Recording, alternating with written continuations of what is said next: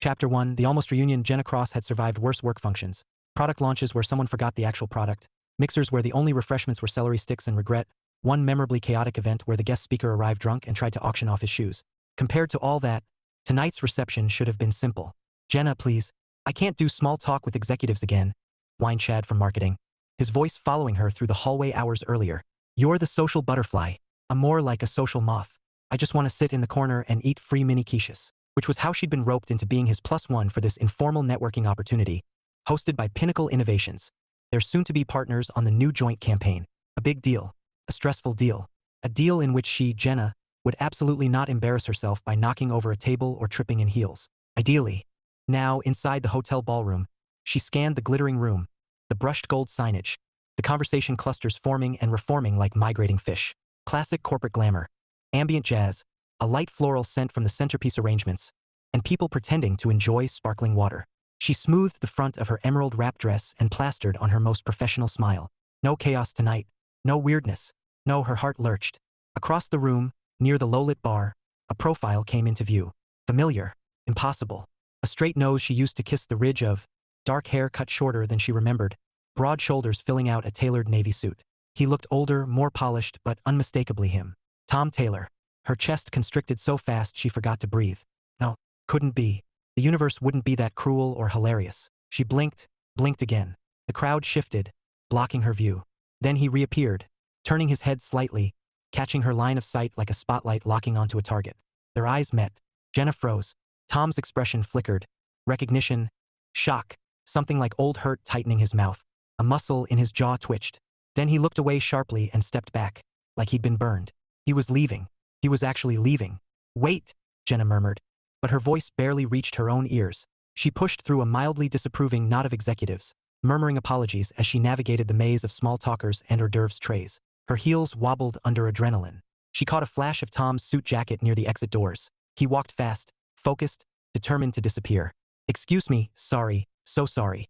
A server carrying champagne flutes cut right in front of her, creating a sparkling barrier of doom. She dodged left, then right, but by the time she reached the doors, the crisp night air outside was empty. No sign of him. He was gone. Genna's hands trembled. She took a breath, then another. Her pulse felt like a hummingbird trapped against her ribs. Tom. After all these years. After everything. And he'd recognized her in a single heartbeat. And ran. She slipped back into the ballroom, the buzz of conversation rushing over her like static. Chad spotted her from across the room and waved with the enthusiasm of a man who had already found the mini quiches. She hurried toward him. "You okay?" Chad asked, squinting at her. "You look like you saw a ghost." "I." Her throat tightened. "I might have." Chad blinked. "Is this a metaphor, or did you meet anyone from Pinnacle when you came in?" Yeah, some of their product design people are here. Very intense. One guy looked like he hadn't slept since 2019. Genna swallowed. Was one of them named Tom Taylor?" Chad tilted his head. "That name sounds familiar. Hold on." He pulled out his phone and scrolled through emails. "Yep. Says here he's the lead product designer for the project we're partnering on. Big deal. Brilliant. A little scary. You know, in a don't disappoint me or I'll redesign your soul kind of way." Genna stared at him. "He works for Pinnacle?" "Yeah." "Why?" He paused, eyes widening with sudden gossip-hungry interest. "Oh. Did you too?" She shook her head quickly. "No. I mean yes, but no. It's complicated. Very, very complicated." "Well." Chad popped a stuffed mushroom into his mouth. "That explains the ghost look." Genna stepped back, mind racing. Tom wasn't just here, he was part of the project. The project she might be assigned to. The one she'd been excited about until approximately 38 seconds ago. She needed air. On the terrace outside, the city lights shimmered against the glass buildings in waves of gold. Genna wrapped her arms around herself and sank into a chair. Her thoughts ricocheted wildly. She had imagined apologizing to Tom 1,000 different ways over the years. In letters she never sent. In conversations she rehearsed alone. In dreams where he listened, understood, forgave. In none of those daydreams did he immediately bolt. She couldn't blame him. She knew what she did, or what she failed to do. Even now, remembering those last weeks of college, that blinding, disastrous swirl of betrayal. Real betrayal from the person pretending to be her friend and imagined betrayal she placed on Tom. It made her stomach twist. She had been so stupid, so hurt, so easily manipulated. And Tom deserved none of it. A knot formed in her throat. She pressed her hands to her eyes, breathing deeply. If he truly worked with Pinnacle, if he truly was on the project, this might be her only chance. Her first real opportunity to apologize properly. to tell him what really happened, to give him the truth he never got. Inside, music swelled. Laughter drifted out. Genna stood, straightened her dress, and walked back in. No running. Not this time. If fate handed her a second chance, she wouldn't miss it. Even if all she got out of it was closure. Even if all she got was the right to say, "I'm sorry," and hear him say he didn't want to hear it. Even then, she owed him the truth. And for the first time in years, she felt the faintest glimmer of courage. Chapter 2: Old Wounds, New Assignments. Genna arrived at the office the next morning with the kind of jittery anxiety normally reserved for first dates or dental procedures. She clutched her travel mug like a talisman against impending doom and marched toward the elevator with the determination of someone who had spent most of the night replaying a single moment on loop. Tom's face when he saw her: shock, pain, disbelief, then abrupt, decisive escape. She hated how clearly she remembered it. The elevator doors opened, and she stepped inside with the faint hope that work would distract her. That maybe, just maybe, she'd imagined the whole thing. That maybe she hadn't spent the previous evening Googling Pinnacle Innovations to confirm he actually worked there. The elevator chimed open at her floor. No escape now. "Genna!" someone called as she stepped out. It was her manager, Kara, who moved through the office with the grace of a swan and the stress tolerance of a caffeinated squirrel. Today she looked particularly energized, probably because the joint project had entered its final assignment stages. "Can I borrow you for 10 minutes? Kara asked. "We're finalizing team alignments for the Pinnacle campaign." Perfect. Exactly the meeting where Genna did not want to look like she'd slept 3 hours and internally screamed the entire time. "Sure," Genna said, injecting enthusiasm into her voice like a professional. They made their way to one of the glass-walled conference rooms, where half the marketing team had already assembled. Chad was there too, munching on a breakfast muffin like it had personally wronged him. Kara cleared her throat. "Okay, everyone. As you know, today we assign final roles on the Pinnacle project. Timelines are tight, so deliverables need to be precise. Synergy, communication, collaboration, and all that good stuff." Genna slid into a chair, nerves prickling under her skin. She tried to tell herself the chance of her being assigned to work directly with Tom was not 100%. Probably only 87%. Maybe 92%. Kara lifted a sheet of paper. "All right, creative lead, Genna Cross." Genna blinked. Chad choked on his muffin. "Oh, congrats," he wheezed, thumping his chest. "Big responsibility. Try not to panic." "I don't panic," Genna lied. "Oh, you definitely panic," Chad replied, nodding like a wise elder. Kara continued obliviously. "And you'll be partnering with Pinnacle's design lead. Let me check the name." Genna already knew. She stared at the table as Kara read it aloud. "Tom Taylor." The sound was like a pin dropping into a canyon. Quiet, tiny, but echoing forever. Chad slowly rotated toward her, eyes wide with delight and horror. The drama, his expression screamed. Genna pressed her palm to her forehead. "I see. You okay?" Kara asked, noticing her sudden stillness. "Yep," Genna said, "just mentally preparing myself to not faint." Kara nodded approvingly. "Excellent. The kickoff meeting with Pinnacle is tomorrow. Genna, Chad, I expect you both to be fully briefed on their latest product revisions." Chad whispered, "I'm reading nothing. You're reading everything and then telling me what it means." "Chad," Kara snapped. He saluted. "Reading everything, ma'am." The meeting wrapped, and Genna slipped out quickly, the air suddenly too thin. She made it halfway down the hallway before Chad caught up. "So," he said breathlessly, "your ex, the tragic one from college you've refused to name, is that Tom?" "Yes," she whispered. "The one you ghosted?" "Yes. The one who ran away from you last night like you were the ghost of Christmas past." "Chad," she said sharply. He held up his hands. "Just verifying facts." They stopped near the coffee station. Genna poured herself a cup even though she didn't need more caffeine.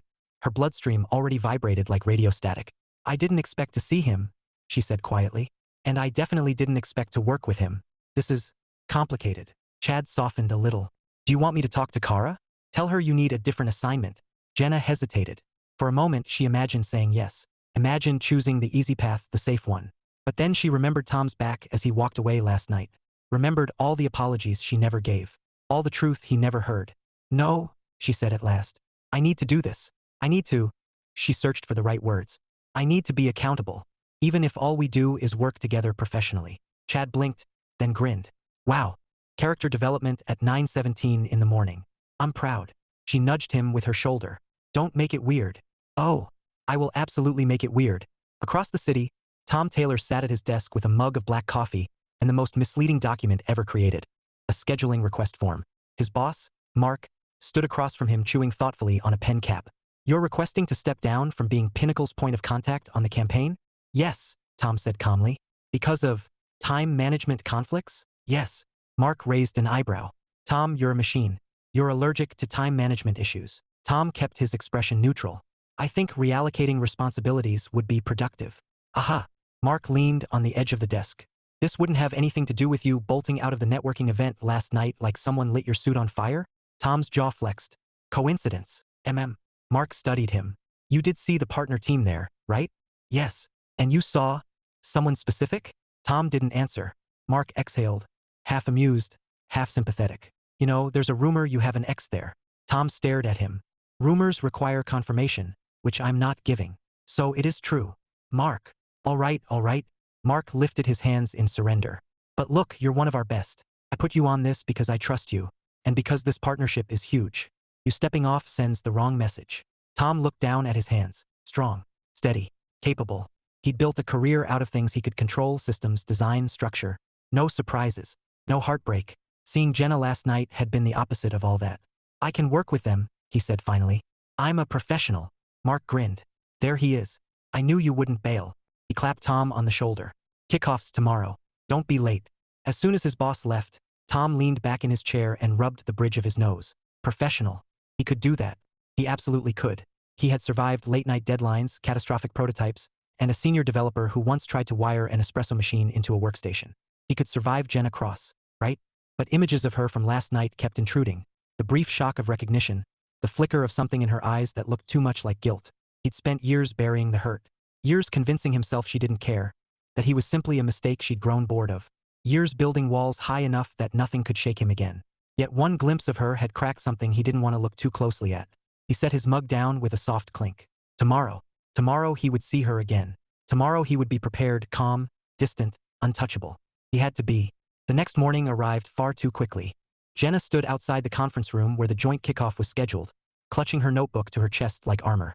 She dressed carefully, professional but not overly formal, approachable but not flustered. And she'd rehearsed 2 different greetings in the mirror. 1. Hi Tom. Good to see you again. 2. Hi Tom.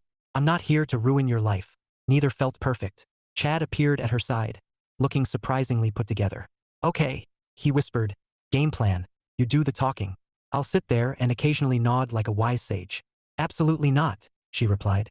Genna, I panic around powerful people. You've seen it. You once panicked around an automated door. It hesitated, he hissed. It knew. She opened her mouth to retort, then froze, because Tom had arrived. He walked down the hallway with his usual precise steps, posture straight, expression unreadable. His dark hair was neatly styled, his gray button-down perfectly pressed. He looked composed, confident, completely unaffected, until his gaze landed on her. A single beat, a flicker. Then he nodded once, polite, distant, and stepped past her to enter the conference room. Genna exhaled shakily. Chad patted her arm. Well, you didn't faint. It's early, she whispered. The door closed behind Tom. Genna inhaled, squared her shoulders, and stepped forward. Whatever happened next, she would face it head-on. Because this time, she wasn't running. Chapter 3, First Collision. Genna had always believed that first impressions mattered, but second impressions, especially with an ex you accidentally ghosted years ago, were make or break. Life-defining. Emotional landmines carefully disguised as smiles and handshakes, which was why she told herself, as she walked into the conference room for the kickoff meeting, that today would go smoothly, professionally, predictably. The universe laughed in her face. The room itself was sleek and minimalist. Long walnut table, large wall screen, glass walls that offered zero privacy but plenty of corporate intimidation. Pinnacle's team sat to the left, her company's team to the right. And at the far end of the table, flipping through the project brief with calm precision, sat Tom. He didn't look up. Genna swallowed, her pulse echoing in her ears. She slid into a seat 2 spaces down from him, close enough to sense his presence but not close enough to suffocate in it. Chad plopped down next to her, whispering, "Don't look directly at him. It's like staring into the sun." Chad. Sorry. Moon. He has moon energy. I don't know what that means. I don't either. Before she could reply, Kara cleared her throat. Let's get started. Introductions circled the table. When it came to Tom, he lifted his gaze briefly toward Genna, only long enough for their eyes to meet. His expression didn't shift. Not a flicker of emotion. Not anger, not curiosity, not recognition beyond the bare minimum required for civility. Tom Taylor, lead product designer, he said simply, voice steady. Genna nodded her greeting when it was her turn. Genna Cross, creative lead for the marketing side. She thought, absurdly, that she saw something in his eyes soften for a fraction of a second. A memory perhaps, a ghost of warmth. But then he blinked, expression resetting to neutral. The meeting began. For 30 minutes, everyone discussed branding strategies, cross-team workflows, deliverables, timelines. Genna forced herself to focus on the content, though her awareness of Tom sat like an electric hum under the table. He didn't speak often, but when he did, the room listened. He was clear, efficient, and painfully competent, traits she had loved about him long before she ruined everything. Halfway through, the discussion drifted toward user interface concepts. Kara nudged Genna. You and Tom should sync up on the visual direction. Maybe take a look at the prototypes together. The words were harmless on paper. In reality, they were equivalent to dropping a wolf and a gazelle into a small enclosure and wishing them luck. Of course, Tom said coolly. Genna nodded. Happy to. Chad elbowed her under the table. Be brave, he mouthed. She ignored him. When the meeting ended, people began gathering their materials. Tom stood, tucking his laptop under his arm. Genna caught the briefest scent of his cologne. Clean, sharp, familiar, and her chest tightened. She stepped forward. Tom, could we talk about the prototype layouts? He paused, turned. His expression was professional polished, as if they had met only once at a networking mixer where no feelings or history existed. Now? He asked. If you have a few minutes, fine.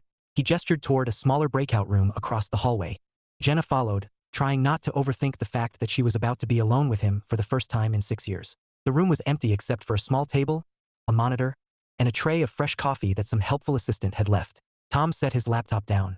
Let's look at the interface wireframes first. Sure.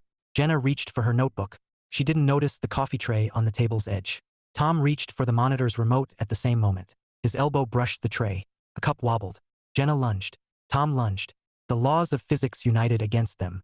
The entire tray tilted, and one brimming cup of dark, scalding hot coffee cascaded directly onto Tom's shirt. Ah! Tom jerked backward, stunned. Oh my, Tom. I'm so sorry. Genna scrambled for napkins, panic surging. It's fine, he said quickly, though he was blotting at his dress shirt with frantic precision. It is not fine. That was basically molten lava. Are you burned? I'm not burned. His voice was clipped. I can get water. Ice, medical assistance. No. He exhaled sharply, eyes closing for one long second as he assessed the damage. A dark stain bloomed across his shirt like an abstract art piece titled Your Ex Ruins Everything Again. Genna winced. Okay, she said quietly. But please let me at least help. He lifted a hand, stopping her. It was an accident. Yes, she said. But still, let's just move on. He walked to the sink at the corner of the room and dabbed carefully. His jaw was tight, expression unreadable. Genna stood frozen in mortification. When he returned, the shirt was damp but less catastrophic. She could not say the same about her dignity. I'm sorry, she repeated softly. Tom's eyes flicked up. For the first time today, there was emotion behind them. Not anger but distance, caution, an invisible wall extending between them. It happens, he said, except with the tone of someone who knew it did not, in fact, just happen. Not like this, not with her. He sat again and opened the prototype files. Genna forced herself to focus as he walked her through the layouts. He was calm, efficient, unshakably composed, because of course he was. He'd mastered everything he set his mind to. She followed along, providing suggestions where appropriate. Their old collaborative rhythm surfaced briefly, flickers of their college-era teamwork sliding into place. But the warmth beneath it was missing, or buried. After 20 minutes, Tom closed the laptop. I think that covers everything unless you have additional questions. Genna hesitated. Her pulse ticked loudly. This was her moment. A small one. A chance to say something meaningful, something that mattered beyond UI wireframes and font choices. Tom, she said lightly. About last night? No. He didn't raise his voice. He didn't sound harsh. But the firmness in the single syllable was impenetrable. This is work. Let's keep things professional. She swallowed. I wasn't going to. I know, he said. But I'd prefer not to discuss college, or the past, or anything outside the project. The words hit harder than she expected. Quiet blow, clean and sterile. She nodded, throat tight. Right? Of course. Tom picked up his laptop and walked toward the door. He paused briefly, almost imperceptibly, as if debating whether to say something else. But he didn't. He simply nodded once and left the room. The door clicked shut. Genna remained standing in the middle of the quiet space, staring at the damp coffee stain on the carpet where everything had gone wrong in under 5 seconds. This, she decided, was cosmic punishment. The universe had given her a second chance to make a second impression, and she'd baptized him in caffeine. Chad peeked into the room moments later. I smelled catastrophe. You okay? Genna sank into a chair. No. Is he mad? Chad whispered. No, she said. He's professional. Chad shuddered. Oof, that's worse. Genna pressed her palms to her face. Tomorrow would be better. It had to be, right? Chapter 4, The Project of Forced Proximity. If someone had told Genna 6 years ago that she and Tom would one day stand side by side in a brightly lit conference room, pointing at a shared digital dashboard while pretending nothing emotionally catastrophic had ever occurred between them, she would have laughed. Or cried. Or both. Now, living that exact nightmare, she simply inhaled, exhaled, and prayed for supernatural poise. Okay, Tom said, tapping the screen with a stylus. The user onboarding flow needs 3 more iterations before we can finalize visuals. His tone was calm, clipped, perfectly neutral. Professional. Always professional. Right? Genna said, matching his energy as best she could. Marketing needs those prototypes in 2 days so we can lock in the storytelling sequence. Then we'll stay late if we need to. Chad, sitting at the corner table surrounded by a fortress of snack wrappers, groaned dramatically. I knew I should have called in sick. Tom didn't respond. Genna hid a smile. The past 3 days had been an exhausting routine of meetings, feedback loops, and unavoidable proximity. They'd been paired for nearly every deliverable. Kara claimed it was because design and creative must be soulmates, though Genna suspected the universe simply enjoyed torturing her. Still, despite the awkwardness, something interesting had happened. They worked well together. Really well. Better than she had any right to hope. Tom's structured mind balanced her creative improv. Her wild brainstorming sparked his meticulous refinement. They filled each other's gaps like puzzle pieces that had once fit perfectly, and apparently still did. But the emotional gap? The one carved from betrayal, silence, and years of unanswered questions? That distance remained vast. Genna reminded herself not to expect miracles. He'd been clear, no personal conversations. Just the project. Fine. Mostly fine. I think your sketch on slide 12 has potential, Tom said suddenly. Genna blinked. Really? He nodded. The color blocking was strong, and the character design felt grounded. Warmth flared unexpectedly in her chest. Praise from Tom used to feel like sunlight. It still did, apparently. Thanks, she said, brightening. I was experimenting with. The conference room door burst open. Lunch delivery, came the chipper voice of Maya, their office intern and resident human golden retriever. Oh, thank the heavens, Chad whispered, dramatically wiping imaginary tears. Maya wheeled in a catering cart piled high with assorted sandwiches and salads. Fuel for the most important collaboration of the quarter, she announced proudly. Thanks, Maya, Genna said. Tom murmured his thanks as well, and Maya beamed like someone who'd just been handed a Nobel Prize. Okay, enjoy, she said before darting out, leaving the room filled with the scent of warm bread and basil. Chad immediately lunged for the sandwiches. If anyone touches the turkey pesto, I will cry. Genna grabbed a roasted veggie wrap. Tom hesitated, eyeing the options with the thoughtful intensity of someone making a life-or-death decision. Finally, he picked up a simple chicken salad sandwich. Genna smiled. Still your favorite? Tom paused mid-unwrapping. For the first time since the project started, a flash of something vulnerable crossed his face. Surprise. Maybe even a hint of nostalgia. He cleared his throat. I didn't realize you remembered. I remember a lot of things, Genna said softly. Silence settled for a moment. Not heavy, but suspended. Delicate. Chad, oblivious, bit into his sandwich with a crunch so loud it could have doubled as comedic sound design. Genna cracked a laugh. Tom almost smiled. Almost.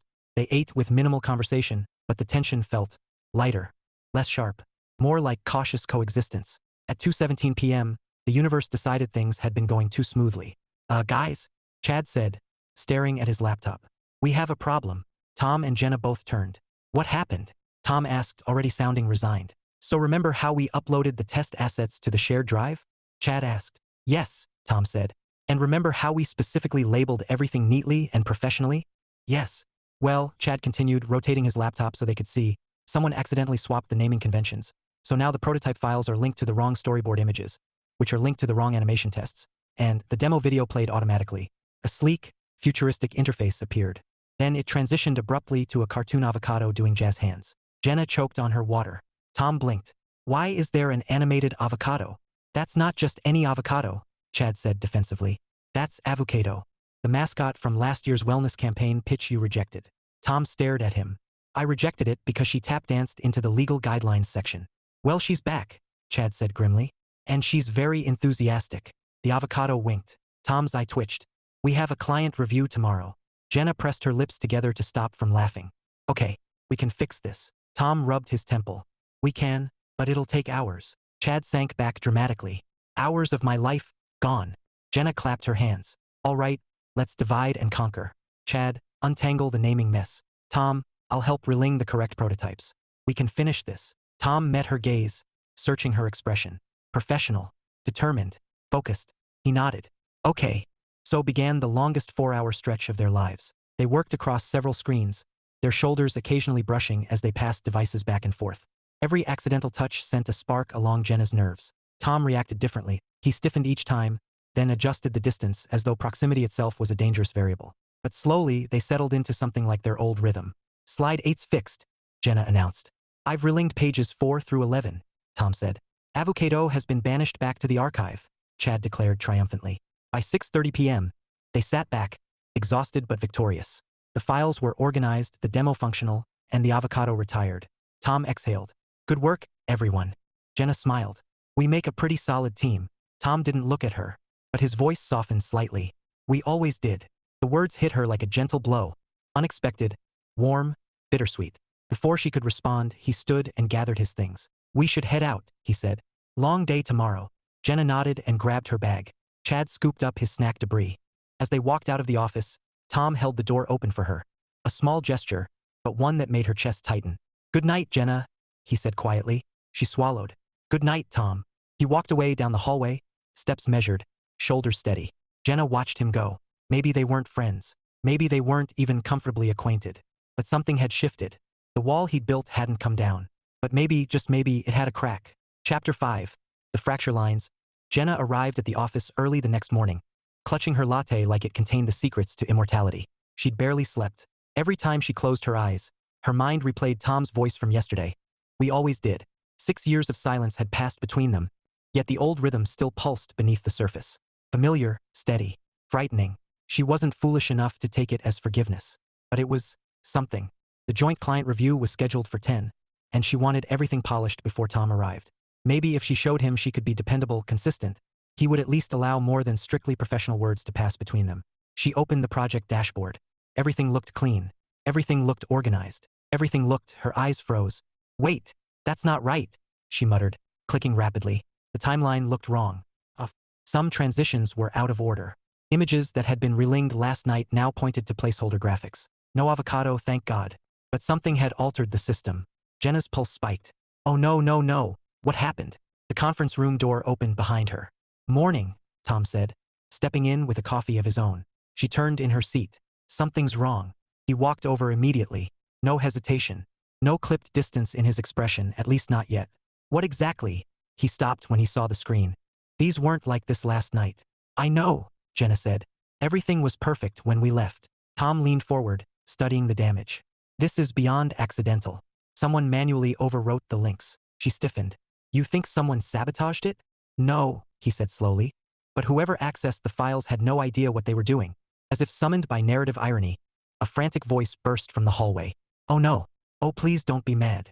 Chad stumbled through the doorway, clutching his laptop like a wounded bird. Tom closed his eyes. Chad, I messed up. But wait before you yell. Genna held up one hand. Tell us everything. I was trying to help, Chad babbled.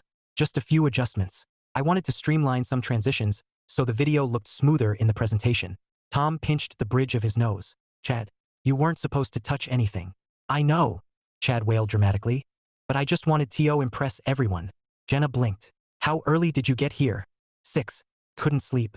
The avocado was haunting my dreams. Despite herself, Genna snorted. Tom didn't laugh, but the corner of his mouth twitched. Chad sank into a chair, looking like a wet cat. I didn't mean to break it. It's fixable, Tom said, sliding into the seat beside Genna. But we only have a few hours. We'll need to rebuild the sequence. I'll help, Genna said immediately. Chad brightened. I'll, stay out of the way. She gave him a gentle look. You can help. Just follow instructions. Chad nodded vigorously, relieved. For the next 2 hours, Tom and Genna worked fast, their movements instinctive. Hands passing files, reorganizing assets, reworking transitions. Chad handled the grunt tasks with intense concentration.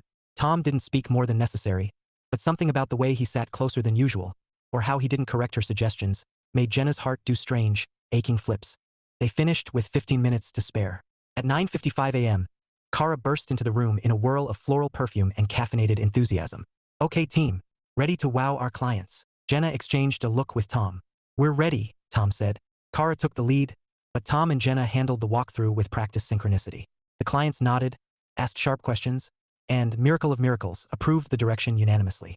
When the final slide closed, Genna exhaled in relief. Kara clapped her hands. Well done, everyone. Tom, brilliant responses. Genna, your storyboard clarity was exceptional. And Chad?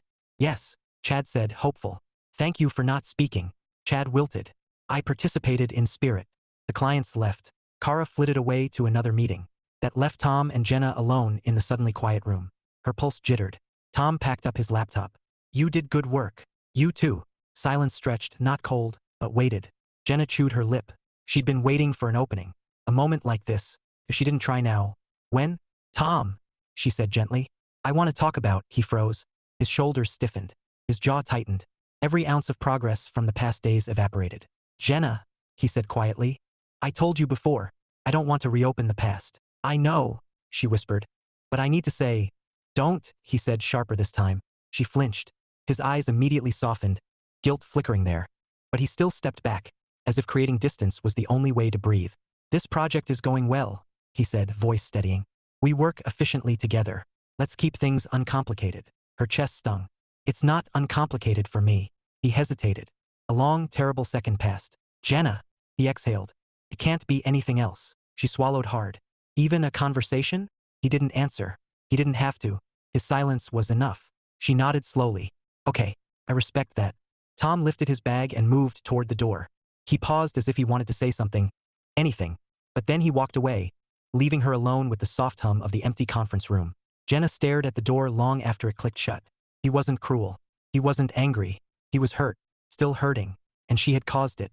She pressed her palms against her eyes, chest heavy and burning. Tears didn't fall, but they threatened. A soft voice suddenly came from the doorway. You okay? Genna turned. It was Maya, holding a stack of folders. She tried to smile. Just tired. Maya's eyes, filled with uncanny emotional intelligence for a 20-year-old intern, softened. You know, some things don't stay buried just because we want them to. Sometimes you gotta dig them up on purpose. Genna blinked. That's surprisingly profound. Maya shrugged. I stitched together a lot of breakups on TikTok. You learn things. Despite everything, Genna let out a weak laugh. Maya stepped inside. Whatever's between you and Tom, it's not done. It is, Genna said numbly. He made that clear. No. Maya shook her head. He's scared. That's not the same as done. Genna didn't answer. Couldn't. Maya gently touched her arm. Don't give up. Not if it still matters. When the intern left, Genna sat alone with the words. Don't give up. It wasn't a plan. It wasn't a promise. But it was something. And right now, something was enough. Chapter 6. The trip neither of them wanted. Genna nearly dropped her phone when the calendar alert dinged. Mandatory Off-Site Strategy Summit, 3 days. Gladeview Resort. Her stomach flipped. Gladeview? The corporate wonderland with poolside cabanas and aggressively cheerful team-building exercises? The one known for the infamous Trust Fall mega circuit? Absolutely not. She tapped the event details, praying she wouldn't see Tom's name. She did. Right at the top. Project leads required. Tom Taylor, design lead. Genna Cross, creative strategist. Genna placed both hands flat on her desk and exhaled slowly. Okay, fine. A work trip. Not the end of the world. Professional adults go on work trips. No one bursts into tears on corporate shuttles. Usually. Across the open office, Maya glanced over. You look like you're about to fight God. Close enough, Genna murmured. Tom discovered the event at the exact same moment Kara bounced into his workspace with the energy of a caffeinated Sprite. Isn't this exciting? She sang. Tom stared at the email. 3 days. Team synergy doesn't grow on trees, Kara declared dramatically. We fertilize it with bonding. Activities. Shared purpose. Tom blinked at her. Bonding? Kara waggled her eyebrows. Oh, come on. You and Genna will have so much time to… No, Tom said firmly. Well, not like that, Kara amended, though her grin didn't fade. I just meant you'll have time to collaborate, strategize, strengthen communication. I communicate fine, Kara snorted. Sure you do, champ.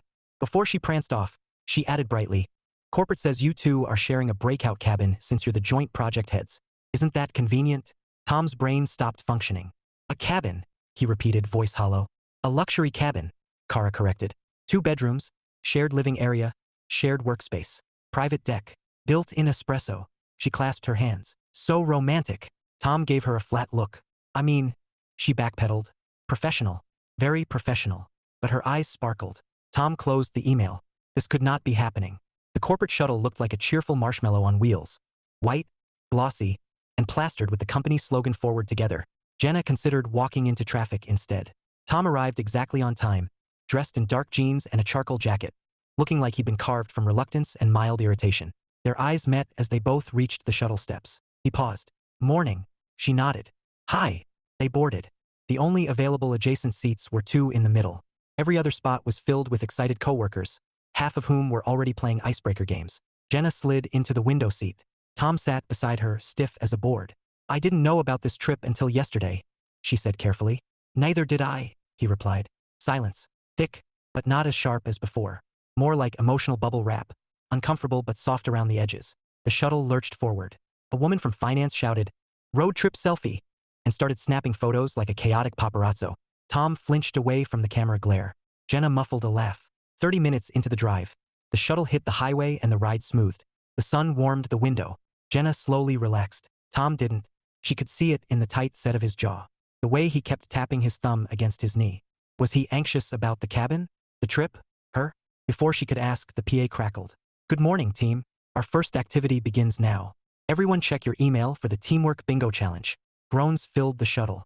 Tom muttered, I swear these retreats are designed to test my will to live.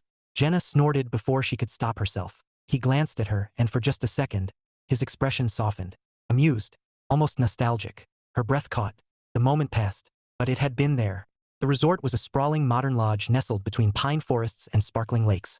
It would have been beautiful, serene, even romantic, if it weren't for the massive, "Welcome, Corporate Partners" banner featuring cartoon figures high-fiving. Chad bounded off the shuttle like an overexcited puppy. Room assignments. I called dibs on the cabin with the jacuzzi. You're in the bunkhouse, Kara yelled from behind. Chad deflated instantly. But I'm fragile. Tom and Genna retrieved their bags and stopped in front of the assignment board. Cabin 7B, Taylor and Cross. Genna whispered, Wow, they really locked us in. Tom stared at the sign grimly.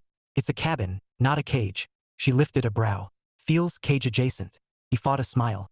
Lost. Genna pushed open the door and froze. The cabin was gorgeous. Rustic modern decor. Exposed wood beams. A stone fireplace. Floor-to-ceiling windows overlooking the lake. A kitchen stocked with snacks and a high-end espresso machine. Genna immediately wanted to marry. 2 bedrooms branched off the main living area, separated by a sliding barn door. This is nicer than my apartment, she muttered. Tom set his bag down. Definitely better than the hotel rooms we stayed in during college conferences. She glanced over. You remember that? He paused. I remember a lot of things. Her heart stuttered. Before she could answer, Kara barged into the cabin behind them. Okay, team. Icebreaker activity in 15. Don't be late. Also, she winked, be sure to enjoy the cabin. It's perfect for collaboration. Tom stared at her. We can collaborate in the meeting hall. But the cabin fosters authentic creative synergy, Kara insisted. Does it? Hum. Then she fled. Genna rubbed her forehead. She's trying to set us up. Let's not give her ammunition, Tom said. Agreed. They were quiet for a moment, settling bags, adjusting to the space. Finally, Tom said, We should go. The sooner we start, the sooner it ends. Genna nodded, but her stomach twisted. 3 days. Shared space. Constant proximity. And a fault line of old pain running beneath everything. This trip might break them open. Or break them completely. She wasn't sure which terrified her more. Chapter 7, the icebreaker that went off the rails. If there was a circle of hell specifically tailored for corporate professionals, Genna was certain she had just entered it. The conference hall buzzed with forced enthusiasm, bright name tags, and an alarming number of colorful foam props. A banner overhead read, Welcome to Day 1. Building bridges, breaking barriers. Genna leaned toward Tom. Building bridges, breaking barriers, surviving humiliation. He exhaled slowly. Let's just get through it. Good plan. Impossible plan. Kara trotted onto the small stage at the front, headset mic sparkling with rhinestones. All right, teams, she chirped. It's time for our first icebreaker. The empathy gauntlet. The room groaned as one organism. Tom muttered, I'm leaving. You can't, Genna whispered. I can try. You'll make the interns cry.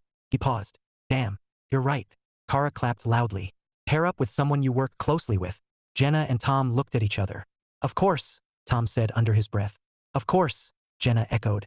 Around them, coworkers paired off happily, laughing, chatting, already lunging for foam noodles and emotion cards scattered across the tables. Kara continued, Each pair will draw 3 empathy moments. You'll reenact them while the rest of the room guesses the emotion. Tom's expression went blank. We're acting. Genna exhaled. Apparently. Fantastic, he said, in a tone that suggested the opposite. They approached a table filled with small envelopes. Genna reached out, drew one, and passed it to Tom. He opened it. Read it. Closed it slowly. No, he said flatly. Genna frowned. What does it say? He handed her the card. She read, Empathy moment number 1. A conversation you regret not having. Act it out with your partner. Genna nearly choked. That's not funny, she whispered. It's definitely not funny, he said. They stared at the card, both frozen in the same emotional minefield. Genna swallowed. We should redraw. Yes. She reached for a second envelope. Tom stepped forward at the same time. Their hands brushed. She froze. He did too. Then he quickly pulled back, face tightening. She opened the second envelope. Empathy moment number 2. A time you lost someone's trust. Tom stared at it, jaw clenched. Jenna's stomach dropped. Okay, no, we're not doing this. One more. She grabbed the third envelope and ripped it open like a lifeline. Then stopped, blinking. Oh my God. Tom leaned over her shoulder. Read it. Closed his eyes. Empathy moment number 3. An apology you still owe. They stood silently, surrounded by coworkers ready to pantomime pizza mishaps and childhood fears. Of course, they had pulled the emotional trauma trifecta. Around them, Kara sang out, "Let's start. Grab your props. Show those feelings." Tom exhaled sharply. We redraw. Yes, Genna insisted. 1000% yes. But just as she reached for another envelope, Kara materialized like a glittery demon. Ooh, what did you get? She asked, already snatching the cards from Jenna's hands. Genna and Tom said in unison, "No, too late." Kara fanned the cards dramatically. Her eyes widened with delight. Oh, this is perfect. Deep, vulnerable. You two will be amazing. Tom said very calmly, "We're not acting these out." Kara beamed. "Of course you are." "We really aren't," Genna added. Kara placed a prop feather boa around Tom's neck before he could dodge. Nonsense. Vulnerability brings teams together. Genna tried again. Kara shoved a foam heart into her hands. "Everyone will think you're so brave." "We're not brave," Genna protested. "We're busy. Emotionally allergic. Pick literally any adjective." But Kara had already hopped away, calling out, "Everyone ready? Team Taylor Cross will go third." Genna buried her face in her hands. "We're doomed." Tom lifted the feather boa like it was a venomous snake. "I am not wearing this." Agreed. They removed the props and sat down, plotting escape routes. Chad and Maya performed their round first, an exaggerated reenactment of Maya forgetting Chad's birthday.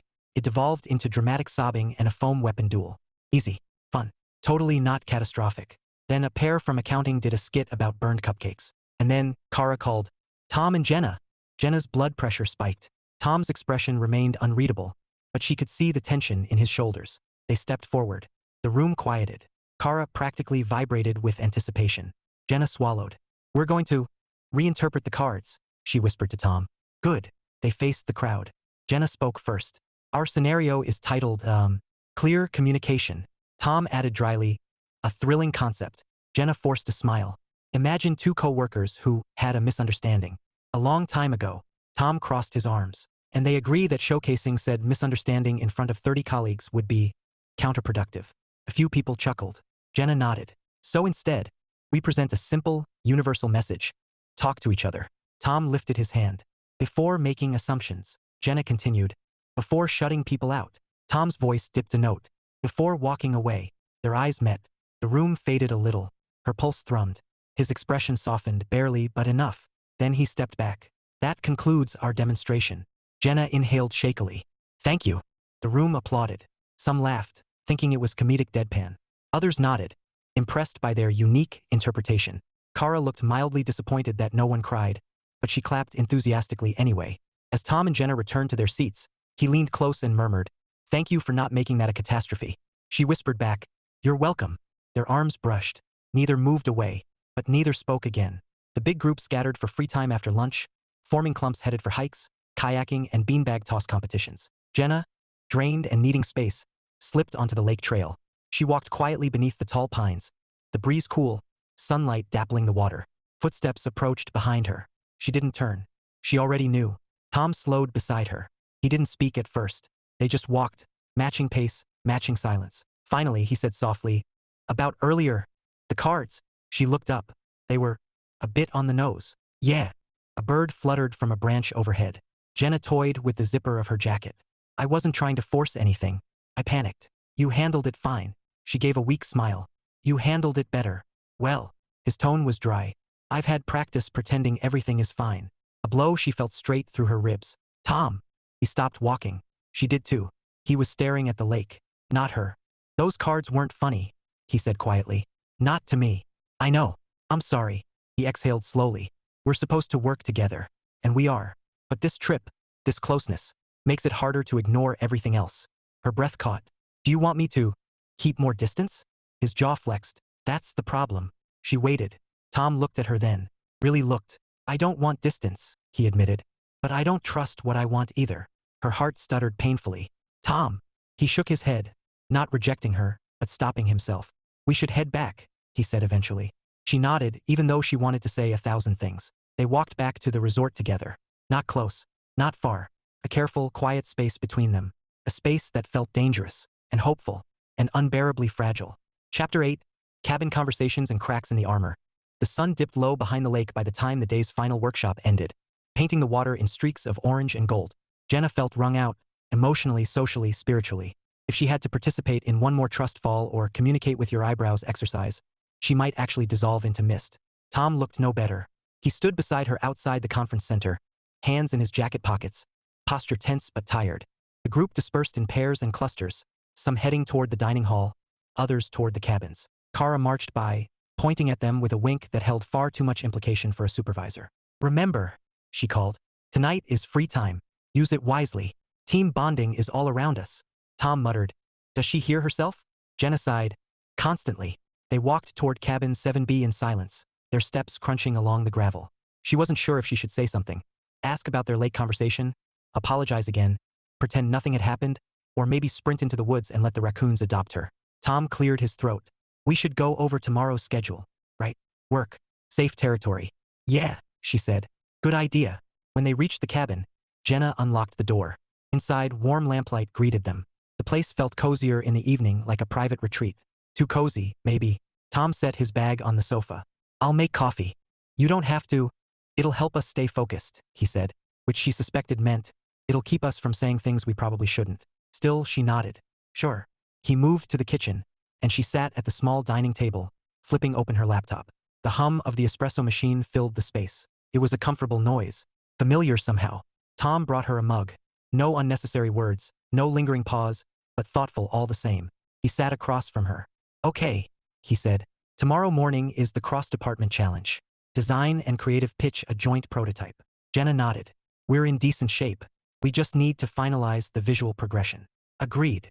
And the team scavenger hunt in the afternoon, she continued, grimacing. The one that lasts, what did Kara say? A thrilling 3 hours? Tom sipped his coffee. 3 hours too long. Their eyes met across the table. A shared misery. A shared humor. And for a moment, silence settled like something warm instead of cold. Genna felt the shift, small but unmistakable. The kind of shift that said, we're not fighting. We're not pretending. We're just here. She closed her laptop. Can we talk about something? Tom froze mid-movement. Work-related? He asked carefully. No, she said softly. He set down his mug. Genna, I'm not going to force anything, she said quickly. But I want to say something. And if it makes you uncomfortable, tell me to stop. I will. I promise. He hesitated. Okay, he said quietly. Her chest tightened. I want you to know that I wasn't going to reenact that empathy card. I wasn't ready. And I wouldn't have asked you to. His expression softened. Barely. I know. And today on the trail, what you said, her voice wavered. It meant a lot. He leaned back slightly, jaw tense. I didn't mean to complicate things. You didn't complicate anything, she whispered. You were honest. He looked away. I don't know how to be anything else anymore. Genna's heart clenched. I wish I had been honest back then. A long pause. Tom spoke carefully. Talking about the past won't change what happened. No, she said. But maybe it could change what happens next. He looked at her then, really looked, searching her face, trying to decide if this was dangerous or necessary. I'm not ready, he said softly. She nodded immediately. Okay. I don't know if I ever will be, he added. Her throat tightened. I know. But I also... He stopped, searching for words he wasn't sure he wanted to voice. I don't hate talking to you. Something inside her fluttered painfully. I'm glad. And working with you... He hesitated. It's not what I expected. Bad? She asked. He shook his head slowly. No. Familiar. Genna didn't breathe for a second, because familiar was the closest thing to hope he'd given her.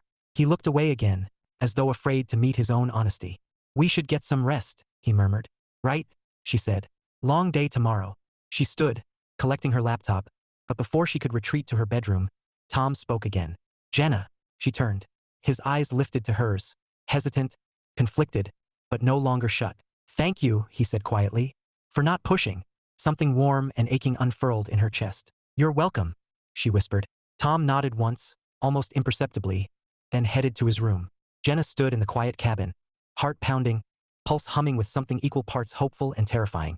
He wasn't ready. He wasn't healed. But he wasn't shutting her out completely anymore. And that shift, small, fragile, but real, felt like the first crack of sunlight after a long winter. Genna carried her laptop to her room, shut the door gently, and let herself smile into the darkness. Maybe this trip wasn't a disaster. Maybe somehow it was exactly what they needed. Chapter 9. The Lake Challenge. The next morning, Genna woke to the chirping of birds and the faint scent of pine drifting through the cabin. She rolled over and groaned softly. 3 days of corporate bonding, icebreakers, and trust exercises awaited. And today, Kara had promised the piece to resistance. The Lake Challenge. A 3-hour ordeal of team synergy and personal growth, as the email had dramatically put it. Genna dressed in athletic wear, opting for comfort over style, and quietly slipped out of the cabin. The lake sparkled in the early sunlight, mist hovering above the water like a whisper of mischief. The other teams were already gathered on the dock, stretching and laughing nervously. And of course, there was Tom, leaning against the railing with a coffee in hand, looking impossibly composed even as his team members fidgeted around him. He caught her gaze, and for a moment, the world narrowed to just the two of them. "Morning," he said softly, not moving closer but not retreating either. "Morning," she replied, forcing cheerfulness into her tone. Kara clapped her hands, practically vibrating with energy. "Welcome to the Lake Challenge. Today, each pair must navigate a series of obstacles, relying on communication and trust. Oh, and the twist. You are assigned partners." Jenna's stomach dropped. She glanced at Tom. He raised an eyebrow. "Assigned partners?" "Apparently," she said. Her voice was tight with apprehension. "And yes, we're together." He groaned softly. "Of course we are." Their team approached the first station, a floating platform barely stable in the calm water. The task was simple on paper: cross the platform without touching the water. But in reality, the wobbling boards, slippery surface, and sheer absurdity of the challenge promised chaos. Tom glanced at her. "Strategy. Maybe move slowly?" "Slowly isn't going to keep us dry," he muttered. "I meant carefully, strategically." He sighed. "Fine. Carefully and strategically." They stepped onto the platform together, knees slightly bent, arms out for balance. The first 2 steps were successful. Then, disaster struck. A wobble, a shift, a collective gasp, and suddenly, Jenna's foot slipped. She flailed, grabbing Tom instinctively. He caught her, balancing both of them expertly. For a heartbeat, their faces were inches apart. "Careful," he muttered. "I am being careful," she whispered, her heart hammering. The platform shifted again. She laughed nervously. "We're not going to make it." Tom's expression softened, almost imperceptibly. "We will. Together." She blinked. That word, together, sank into her chest with surprising weight. The rest of the challenge continued in a similar fashion. Wobbly rafts, rope bridges, a blindfolded maze, and absurdly themed team trivia shouted over the water. At every stage, Tom and Genna found themselves relying on each other instinctively. At one point, she had to hold onto his shoulder while he guided her across a floating log. Her hand brushed his and she froze. He didn't pull away. He simply gave a reassuring squeeze. By the end of the challenge, they were soaked, exhausted, and laughing uncontrollably. Genna wiped the water from her eyes, trying to catch her breath. "You know," she said between laughs, "if I survive this weekend, I might actually owe Kara my soul." Tom shook his head. "I don't think surviving is the right word. Endured might be better." "Endured?" she repeated, mock offense in her tone. "That sounds like punishment." He smirked slightly. It was. And for the first time in years, Genna felt like she could breathe around him again. Not completely free of tension. Far from it, but something lighter existed between them now. A thread of connection. As the teams gathered on the dock, Kara announced the winners, but Genna hardly cared. She glanced at Tom, who gave her a small, almost imperceptible nod of approval. No words were exchanged, but it was enough. Later, as they trudged back to the cabin, dripping and shivering, Genna stole a glance at him. He looked human, vulnerable, real, not the untouchable professional he often presented himself as. She wanted to reach out to say something, anything, but the moment passed. Instead, she settled for walking beside him, shoulder brushing his occasionally, letting the quiet closeness speak for itself. And for the first time in a long time, she wondered if maybe, just maybe, this weekend could change everything. Chapter 10. Cabin Confessions. The evening settled over Gladeview Resort with a serene hush. The lake reflected a deep, molten gold as the sun sank behind the surrounding pine trees. Inside cabin 7B, the air smelled faintly of wet clothes and espresso. Genna sat on the edge of her bed, towel drying her damp hair, trying not to think about how close Tom had been all day, how careful he'd been, how patient, how frustratingly steady. The soft click of the sliding barn door drew her attention. "I'm making a cup of tea," Tom said from the kitchen, voice low and casual. "Chamomile. You want some?" "Sure," she replied, her voice steadier than she felt. He placed a steaming mug on her nightstand. The warmth seeped into her palms. She glanced up at him.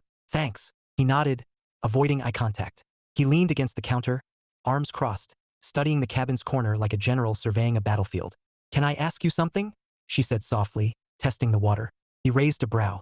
"Depends on the question. Why are you still here with me?" Her words came out before she could second-guess them. "I mean, after all that, 6 years, Tom. You didn't have to do this project. You could have asked for a different partner." He met her gaze then, steady and unflinching. "I didn't ask for a different partner because I know you. You're competent. You're thorough. You're you." Genna's throat tightened. "That's not—" "I know what you're thinking," he interrupted softly. "You're thinking I'm doing this out of something else. Obligation? Pity? Nostalgia? Whatever." She bit her lip. "Maybe a little."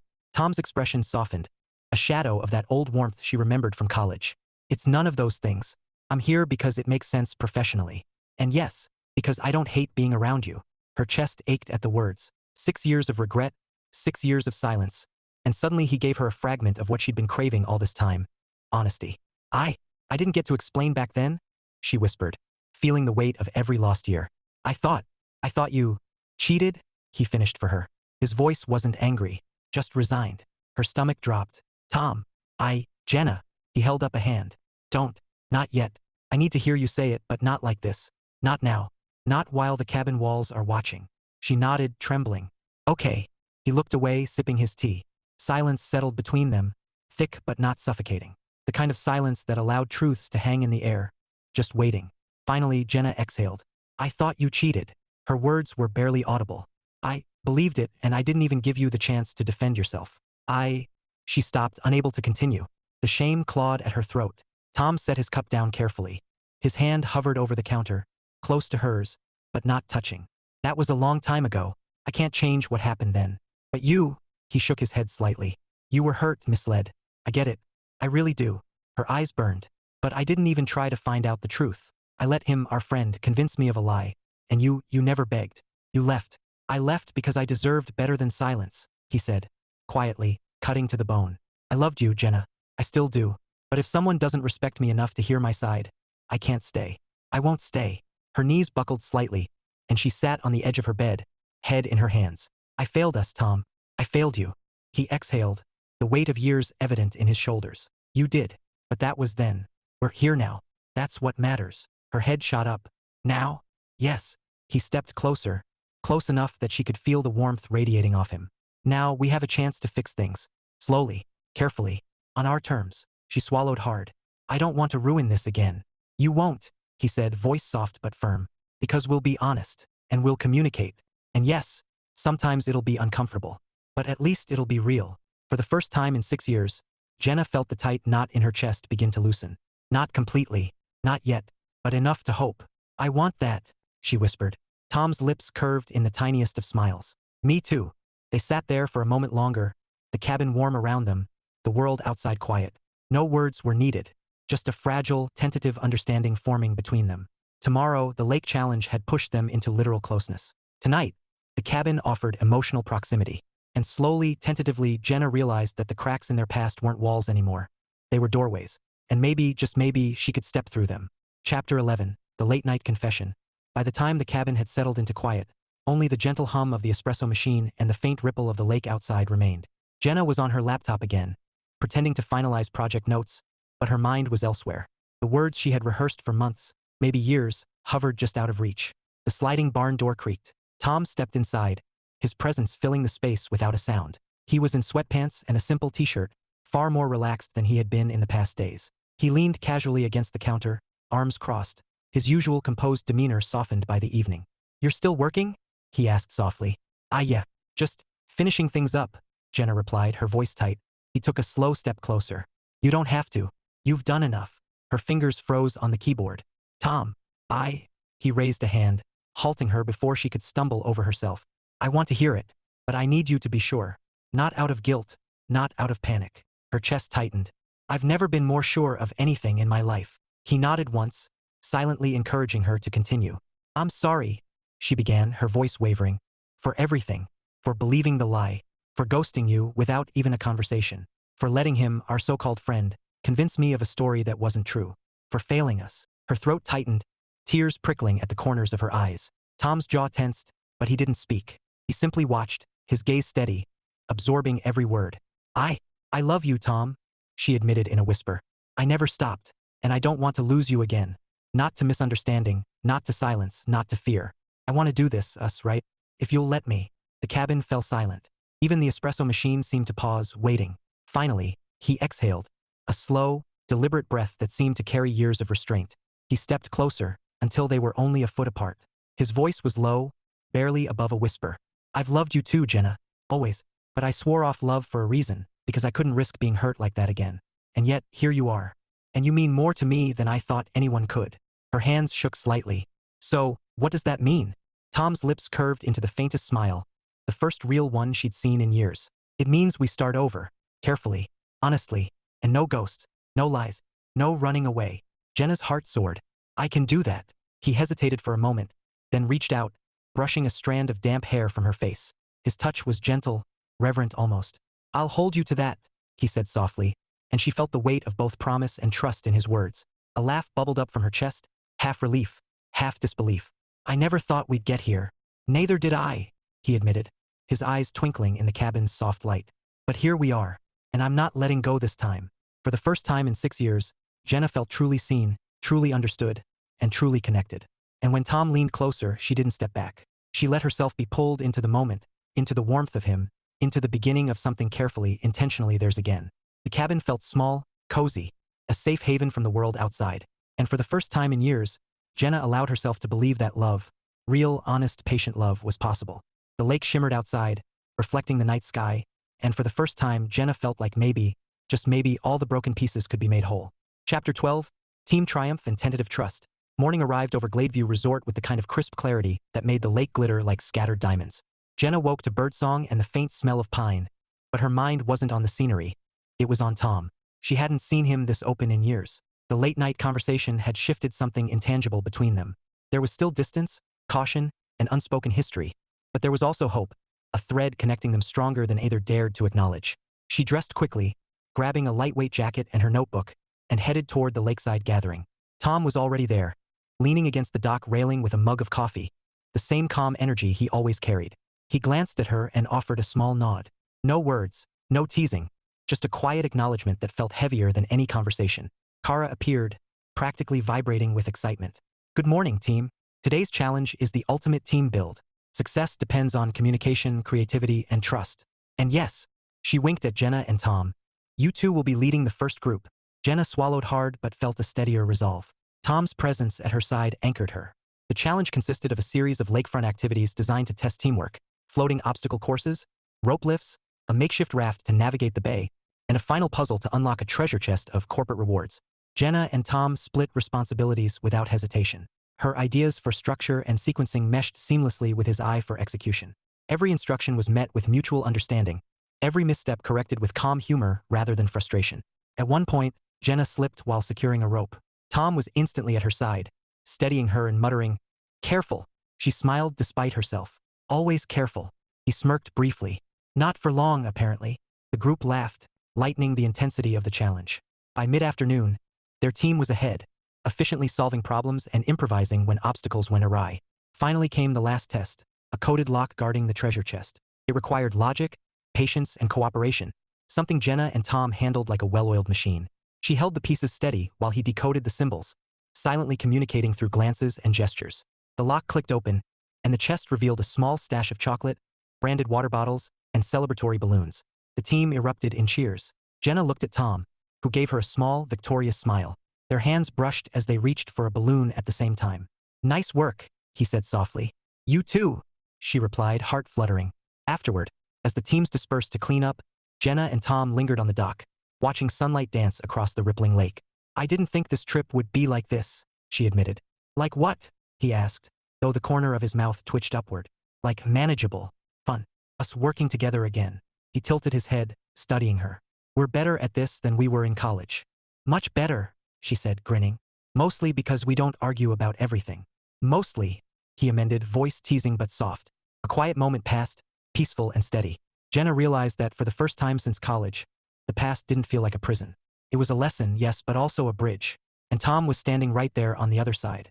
She exhaled, letting the tension melt from her shoulders. So, does this mean I'm forgiven? He paused, eyes warm and steady. You never really had to be. I just needed to see that we could be honest now. She smiled, relief and anticipation swirling together. Then I guess we're moving forward? Carefully, he said, voice low, but a faint smile softened it. But yes, forward. Genna laughed softly. Careful forward, then. He shook his head, smiling more freely this time. Always careful. And for the first time in years, it felt like they were finally on the same page. Chapter 13, New Beginnings. The final morning at Gladeview Resort arrived with a gentle mist curling over the lake.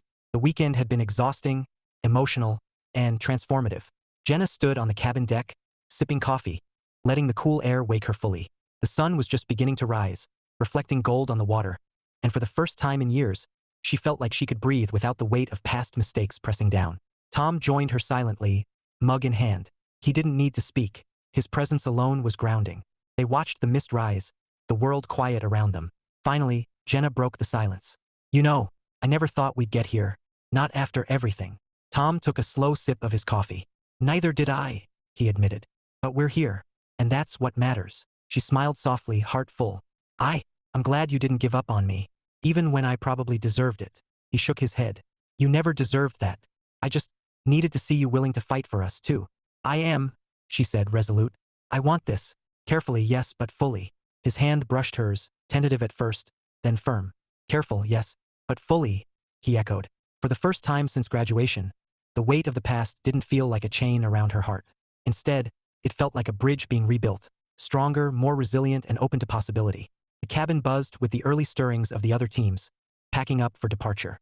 But Genna and Tom lingered, savoring the quiet moment. Finally, Tom spoke again, voice low and warm. We have a lot to figure out. Work, life, everything. But we'll do it together this time. Honestly, openly, without ghosts. Genna nodded, a smile tugging at her lips. No ghosts, no lies, just us. He leaned closer and she met him halfway. A soft, tentative kiss, the kind that held years of regret, forgiveness, and hope all in a single heartbeat. Pulling back slightly, he whispered, Careful. Always, she replied, laughing softly. They lingered for a few more minutes, the morning mist curling around them, before finally gathering their things and stepping toward the shuttle. The ride back to the city was quiet but comfortable. They didn't need to fill every second with chatter. Just being together, side by side, felt enough. By the time they reached the office, the reality of life awaited, projects, meetings, deadlines. But it no longer felt daunting. The past had been reconciled, the foundation rebuilt, and the future stretched ahead like a blank page. Genna turned to Tom as they exited the shuttle. So, next time, icebreakers or not, we survive together? He smiled, dark eyes glinting. Together. And in that moment, with the city skyline ahead and the lake retreat behind them, Genna realized something profound. Some lessons cost more than others, but the ones that mattered most were worth every scar, every misstep, and every careful step forward. She looked at Tom, and for the first time in 6 years, she didn't see heartbreak. She didn't see betrayal. She saw possibility, laughter, and love, real, patient, and unwavering. The future wasn't perfect. Nothing ever is.